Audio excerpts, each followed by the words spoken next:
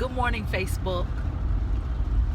As I was riding in the car this morning, God had dealt with me about the consequences of pursuing after what He has not authorized or ordained for our lives.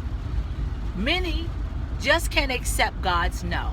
If God said He's not the one, or this is not it, then we have to be willing to accept what God says and not try to go above Him or over Him.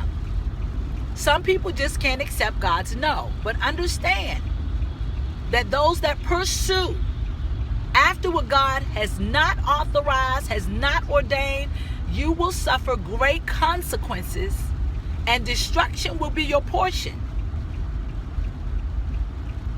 Absalom wanted to go after the kingship, but God did not give the kingship to him, nor was he ordained or authorized to occupy that seat. God chose David.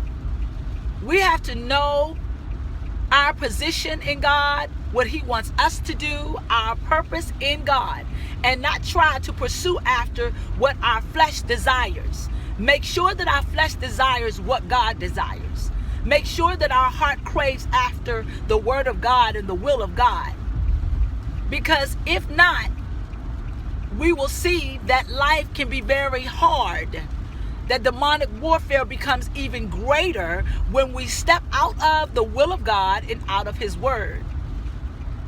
You may like him. You may be in love with her.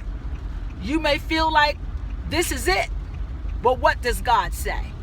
If God has not put it together, it will not last. If God did not call it to be, surely it will not work. Only what God puts together will last. Only what God ordains will work. It will prosper.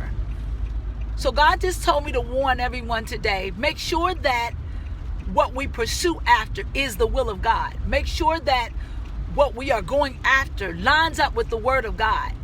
The enemy, when we want something so bad, the enemy will cause us to make us believe that we're hearing God say, that's it. He's the one. She's the one. But a lot of times it's just our flesh. It's just what we want. When we want something bad enough, in our own minds, we can deceive ourselves, making ourselves think that God is in this, God is for this, God has chosen this, when in fact it's not God at all. God has stopped speaking because we've stopped listening to Him and we've allowed the flesh to speak above the Spirit. So we have to walk in obedience to God, and walking in obedience to God will help us to stay open, to keep our ears afresh to the Word of God.